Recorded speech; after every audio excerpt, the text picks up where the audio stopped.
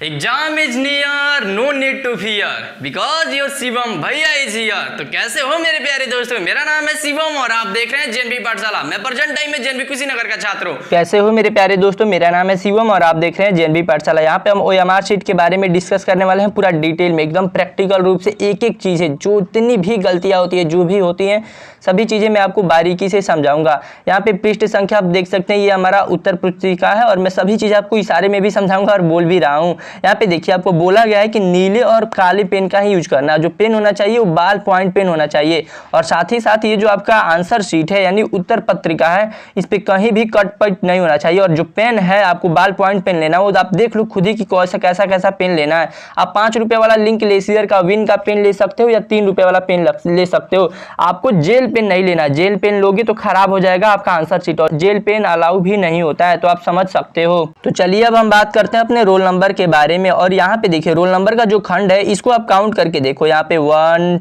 2 3 4 5 6 7 सिर्फ 7 है, जबकि आपका जो रोल नंबर होगा वो काफी ज्यादा अंक का होगा। तो आप चिंता ना करना, यहाँ पे जो खंड है इसको यहाँ पे आगे बढ़ा करके दिया जाएगा। आपको जो उत्तर पुस्तिका मिलेगा उसमें आपको आंसर शीट जो मिलेगा वो बढ़ा हुआ होगा, तो इसकी आपको चिंता नहीं करना है।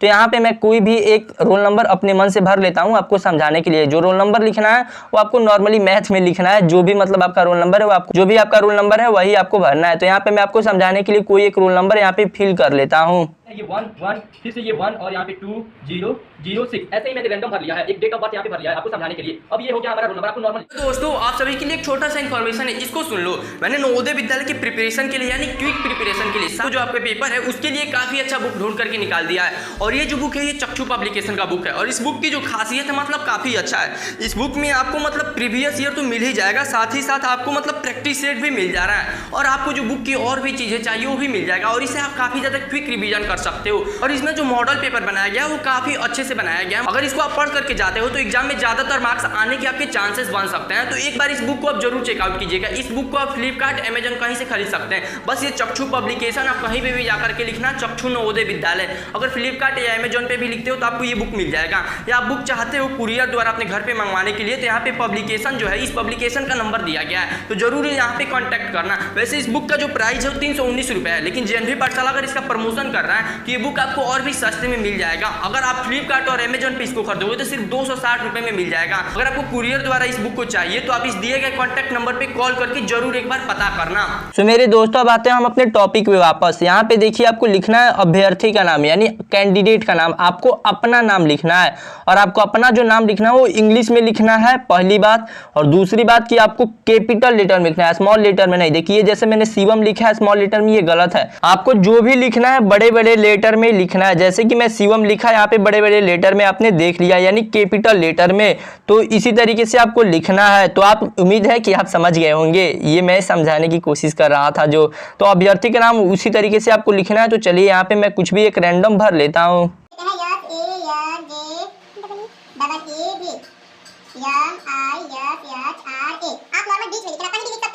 तो चलिए यहाँ पे हम अब फादर्स नेम लिखते हैं। तो फादर्स नेम भी आपको कैपिटल लेटर में ही लिखना है, बड़े बड़े लेटर में लिखना है। तो फादर नेम में भी आपको लिख लेना है फादर नेम अच्छे से, लेकिन एक बात का ध्यान रखना आपको फादर्स नेम में भी कि यहाँ पे आपको मिस्टर नहीं लिखना है, मतलब आपको नॉर्मल अपने फादर का नाम लिखना है। तो इन सभी बातों का आप ध्यान रखना, भूलना नहीं इन सभी बातों को।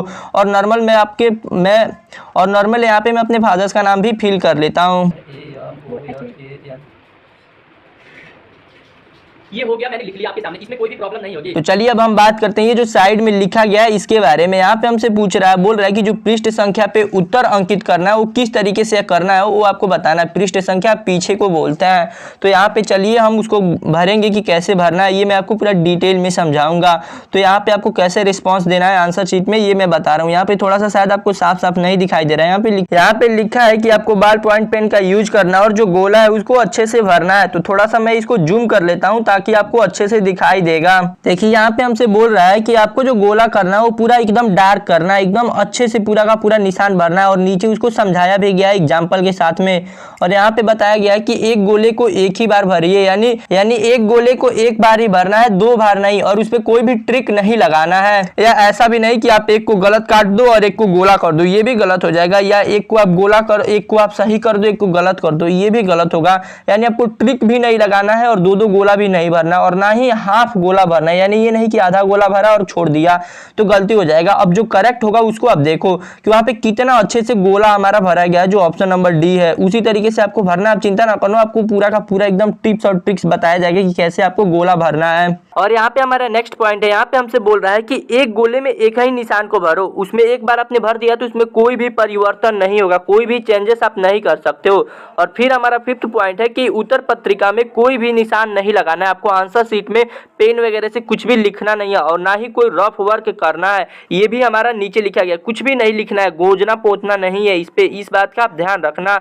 तो आप समझ गए होंगे। अब यहाँ पे देखिए, यहाँ पे लिखा गया है कि OMR शीट पे यानी आंसर शीट पे आपको कोई भी प्रकार का रफ वर्क नहीं करना है, यानी कोई भी रफ वर्क यानी मैथ का कोई क्वेश्चंस वगैरह नहीं आ रहा तो ये नहीं कि इसी पे आप सॉल्व कर दिए, नहीं, उसके लिए अलग से पेज दिया रहता है। और यहाँ पे हमसे बोल रहा है कि प्रत्येक प्रश्न का उत्तर उत्तर पत्रिका में दिए गए क्रमांक के सामने ही संगत गोले में भरे, वो पीछे दिया गया है, वो आपको समझाया जाएगा, उसकी चिंता आप ना करो। अब यहाँ पे देखिए, यहाँ पे हम थोड़ा नीचे आए तो यहाँ पे हमसे दिखा रहा है कि उदाहरण 2 मतलब उदाहरण दिखा रहा है कि पृष्ठ संख्या जो 2 है, पीछे का जो हमारा पेज है उस पर हमको किस तरीके से आंसर भरना, आंसर भरने की विधि हमको दिया गया है, OMR शीट में कैसे कैसे फिल करना है, वो सभी चीज़ें हमको बताया गया है।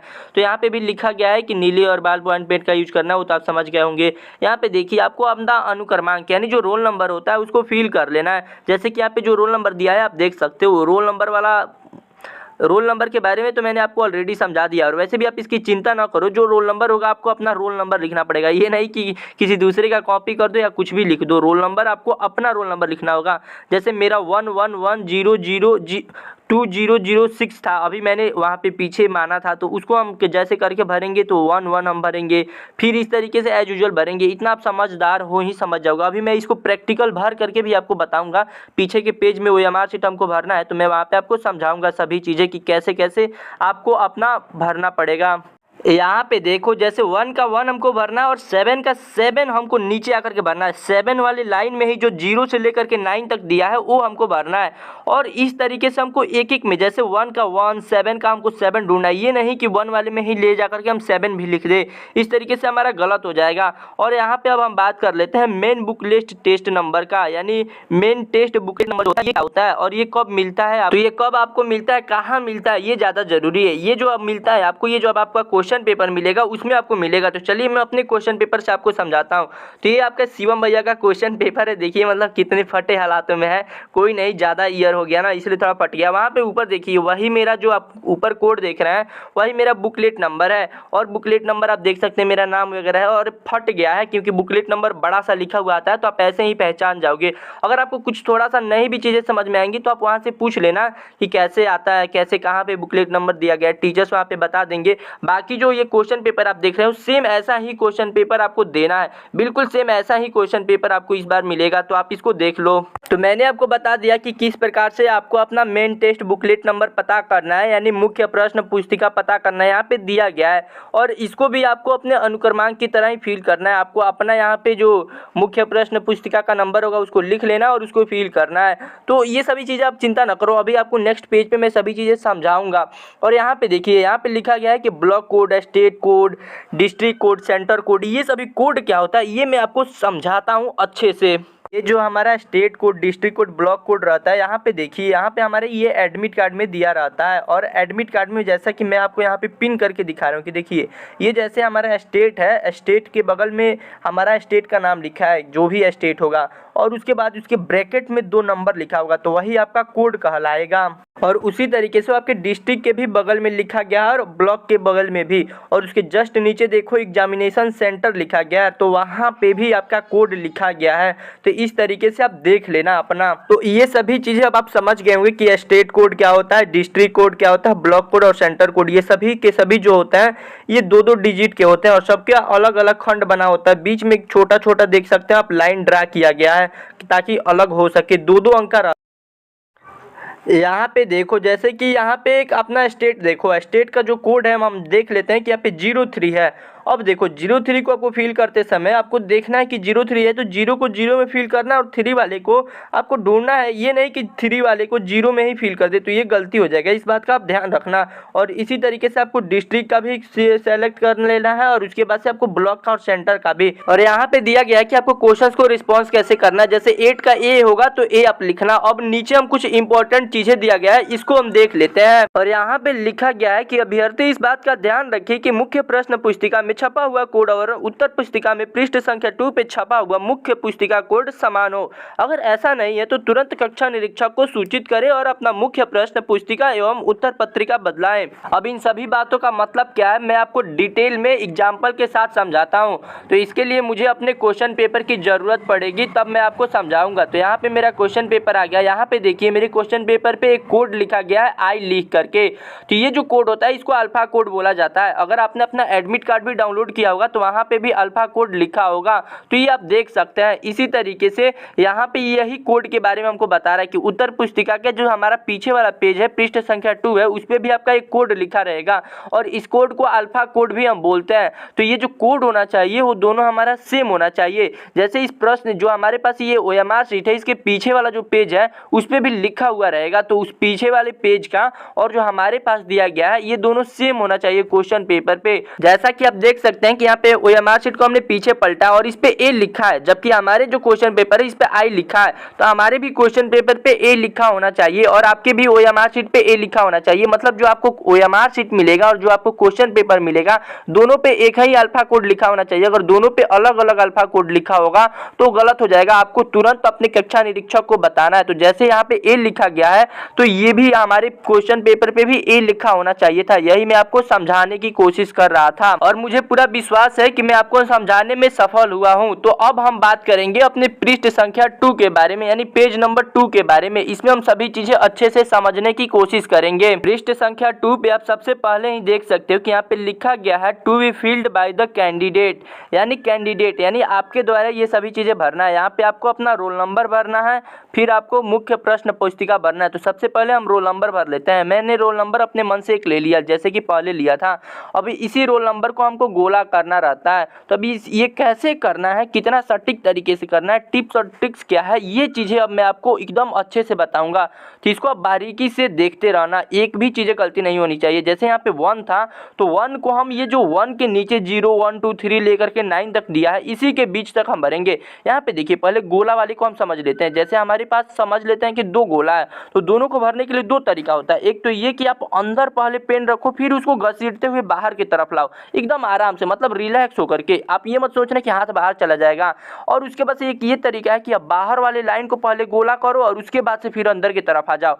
ये जो चीजें आप फिर से मैं आपको समझाऊंगा, आप चिंता ना करो। आपको फिर से देखो, हम 2 गोला ले लेते हैं और फिर से इसको हम भरने की कोशिश करेंगे। आपको एक अंदर पेन रखना है बीच के पॉइंट में और फिर उसको भरते हुए धीरे धीरे धीरे धीरे हमको बाहर की तरफ ला देना है। देखो मतलब ये कितना आसान है, आप करके देखना, खुद ट्राई करना, आपको लगेगा कि वाह ये कितना आसान है। और नहीं तो दूसरा तरीका ये है कि बाहर वाले जो बाउंड्री जो हमको लाइन दिया रहता है उसको 2-3 बार घुमाओ, उसके बाद से अंदर की तरफ खट खट खट खट करके आप ला दो। इस तरीके से भी आप कर सकते हो, दोनों ही आसान तरीका है, दोनों से ही आप कर सकते हो। तो इसी चीज को मैं थोड़ा सा आपको प्रैक्टिकल भर करके दिखाता हूँ। जैसे यहाँ पे हमारा अनुक्रमांक है, रोल नंबर है, तो इसको देखिए जैसे 1 के नीचे जो जैसे 0 था, 0 को हमने छोड़ करके 1 को फिल किया। अब फिर देखो दूसरी बार फिर से हमारे पास 1 है तो फिर हम 1 को फिल करेंगे। तो फिर से हम 1 को देखिए जैसे हम बाहर की तरफ से अंदर को ला रहे हैं, यानी मैं आपको अलग अलग तरीकों से प्रैक्टिकल करके दिखा रहा हूँ। अब उसके बाद से इसी तरीके से आपको एज यूजुअल सभी चीजें मतलब भरनी है। तो थोड़ा सा मैं आपको पूरा चीजें प्रैक्टिकल करता हूँ। यहाँ पे भी देखिए बाहर की तरफ से हमने लाया और इसको धीरे धीरे हम अंदर ला देते हैं। मतलब इस तरीके से आसानी से भी हो जाएगा, जल्दी भी हो जाएगा। और ये जो वीडियो देख रहे हैं आप, ये नॉर्मल रिकॉर्डिंग है, ये नहीं है कि ये मतलब स्लो मोशन में है या फास्ट मोशन में, ऐसा कुछ नहीं है। आप एकदम नॉर्मल आसानी से देखो कितना जल्दी जल्दी मैं भर दे रहा हूँ।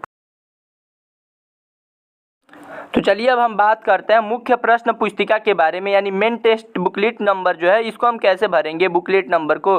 तो इसको भी भरते समय मैं अपने ही क्वेश्चन पेपर का यूज करूंगा। तो मैं अपने क्वेश्चन पेपर पे जो लिखा गया है टेस्ट बुकलेट नंबर, इसको हम यहाँ पे फिल कर लेते हैं।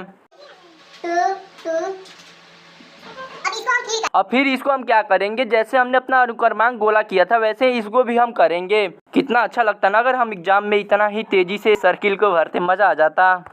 तो चलिए यहाँ पे हम बात कर लेते हैं to be filled by invigilator. अब इसके बारे में जो आपके कक्षा में टीचर रहेंगे उनके द्वारा ये सभी चीज़ें भरा जाएगा।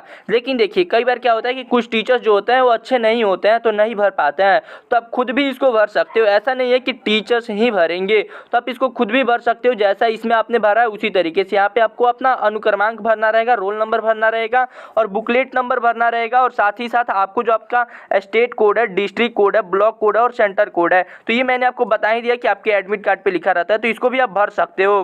तो अब आया हमारा सबसे मेन पॉइंट। अब हम भरेंगे यहाँ पे अपने आंसर्स को। आंसर देख सकते हैं, तो यहाँ पे आप देख सकते हैं 1 से लेकर के नीचे 20 तक दिया गया रहता है और इसी तरीके से करके 4 खंडों में बांटा रहता है। 20, फिर हमारा 40, 60 और 80, इस तरीके से पूरा का पूरा 80 क्वेश्चन है और यही चीज़ें हैं जो आपका फ्यूचर डिसाइड करेंगे।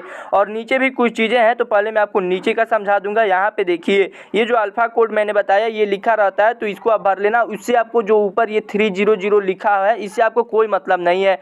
अब यहाँ पे देखिए जो नीचे लिखा हुआ है इसको मैं थोड़ा सा पहले आपको समझा देता हूँ। यहाँ पे देखो जो टीचर्स होते हैं, जो आपके इन्विजिलेटर होते हैं, वो यहाँ पे स्टंप लगाएंगे। जो सेंटर का स्टंप होता है, जिस भी स्कूल में आपका सेंटर गया होगा वहाँ का स्टंप लगाया जाएगा और उसके साथ ही साथ यहाँ पे आपको सिग्नेचर करना है। अब देखिए सिग्नेचर आपको पहले करना है, फिर वहाँ पे आपकी जो टीचर रहेंगे जो क्लास में उनको करना रहेगा। तो यहाँ पे आपको अपना सिग्नेचर जो करना है वो रनिंग हैंड से करना है। अगर आप लेफ्ट हैंड से हो तो आपको लेफ्ट हैंड से करना है, अगर आप राइट हैंड से हो तो आपको राइट हैंड से करना है, तो उस तरीके से करना है। तो चलिए यहाँ पे मैं कर लेता हूँ खुद का सिग्नेचर, क्योंकि आपको प्रैक्टिकल भी तो समझाना है ना। और उसके साथ ही साथ यहाँ पे सिग्नेचर ऑफ इन्विजिलेटर जो दिया गया है यहाँ पे भी हम सिग्नेचर कर लेते हैं। तो यहाँ पे मैं खुद का ही सिग्नेचर कर लेता हूँ, क्योंकि यहाँ पे खुद ही मैं एक स्टूडेंट भी हूँ और टीचर्स भी हूँ। तो अब हम बात करते हैं आंसर्स के बारे में कि आंसर आपको कैसे फिल करना है। तो यहाँ पे देखिए हमने पेज पे कुछ चीज़ें आंसर लिख रखी है, तो मैं आपको दिखा देता हूँ। जैसे 1 का B है, 2 का C है, 3 का A है, 4 का C, 5 का D, ऐसे नॉर्मली मैंने लिख रखा है ताकि आपको मैं समझा सकूँ। आप देख लेना इसको। अब इसी को हम भर भर करके आपको समझाएंगे कि किस तरीके से OMR शीट में गलतियाँ नहीं करना है, क्या क्या गलतियाँ होती है और किस तरीके से फिल करना है, सभी चीज़ें मैं आपको बताऊँगा। यहीं पर मैं आपको बताऊँगा कि अगर बाहर जाता है तो गलती होता है कि नहीं। तो 1 का B पहले भर लेते हैं। तो देखिए 1 का B जो मैंने भरा है वो नॉर्मल भरा है, इसी तरीके से आपको भी फिल करना है। अब यहाँ पे आपने गलती से अगर C भी फिल कर दिया, यानी एक ही क्वेश्चन में दो ऑप्शन को ट्रिक कर दिया, तो ये हमारा गलत माना जाएगा। और यहाँ पे जो जो मैं बता रहा हूँ इसको आप ध्यान से देखना कि एक साथ आपको 2 आंसर्स को यानी 2 गोले को गलती से भी नहीं कलर करना, नहीं तो गड़बड़ हो जाएगा। अब वैसे ही हम 2 में जैसे C को फिल कर लेते हैं, तो C को हम फिल करते हैं। तो देखिए C को जैसे हमने फिल किया और थोड़ा सा हमारा बाहर आ गया, जैसे कि मैंने जानबूझ करके बाहर निकाला, तो क्या ये हमारा गलत होगा? नहीं, थोड़ा सा बाहर जाता है, कोई गलती नहीं होती है। थोड़ा सा मतलब बाहर जा सकता है, मैं आपको जूम करके भी दिखा रहा हूँ। थोड़ा सा बाहर जाएगा, कोई गलती नहीं होता। जैसे कि आप देख सकते हो थोड़ा सा हमारा बाहर गया, ये कोई गलती नहीं होती है। अगर कोई आपको बोलता है कि थोड़ा सा भी बाहर जाता है गलती हो जाएगा, ऐसी बकवास की बात है, ऐसा कुछ भी नहीं होता है। लेकिन ज़्यादा बाहर जाएगा तो गड़बड़ हो जाएगा। अब जैसे 3 का हमने A भरा और A में हमने जैसे कि कुछ पार्ट भर लिया और थोड़ा सा छोड़ दिया, कि जैसे आप देख सकते हो कि वहाँ पे थोड़ा सा मतलब थोड़ा सा जो पार्ट हो हमने नहीं भरा है, तो क्या ये गलती है? नहीं, थोड़ा सा पार्ट बच जाता है, ये भी हमारा मिस्टेक नहीं है, इतना भी चल जाएगा। क्योंकि थोड़ा सा बचना या थोड़ा सा बाहर जाना थोड़ा थोड़ा चल जाता है, लेकिन ये नहीं कि आप बहुत ज़्यादा मतलब छोड़ दे रहे हो या बहुत ज़्यादा आपसे मिस्टेक हो जा रहा है, तो फिर गड़बड़ हो जाएगा। अब हम बात करेंगे 4th क्वेश्चन के बारे में। जैसे 4th को हमने C रंगा और C में हमने जैसे एकदम बड़ा रंग दिया, यानी हमने ज़्यादा हमसे बाहर आ गया।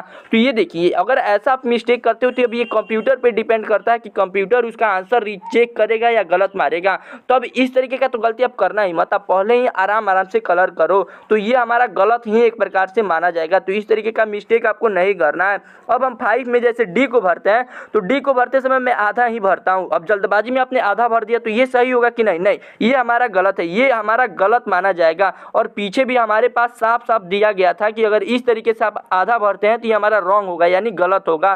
तो इस तरीके का कोई भी मिस्टेक आपको नहीं करना है। आपको भरना है तो इसको पूरा का पूरा भरना है, जैसे कि मैं पूरा भर करके ही आपको दिखा दिया। तो मेरे प्यारे दोस्तों ये पूरा का पूरा OMR शीट मैंने आपको पूरा का पूरा भर दिया और इसी तरीके से आपको 80 के 80 क्वेश्चंस लगाने और सभी चीजें OMR शीट से रिलेटेड कोई भी दिक्कत आपको नहीं आएगी। तो इस वीडियो को अपने सभी दोस्तों के पास, मतलब जितने भी आपके दोस्त होंगे सभी के पास शेयर कर देना। इसको बनाने के लिए न जाने कितने मेहनत करके क्या क्या करके मैंने इस वीडियो को ऐसे शूट किया है, आप खुद देख सकते हो। ताकि मैंने सोचा कि आपको एक एक चीज समझा दूं, तो इसको जितना हो सके उतना शेयर करो लोग और चैनल को जरूर से जरूर सब्सक्राइब करना। तो मिलते हैं अगले वीडियो।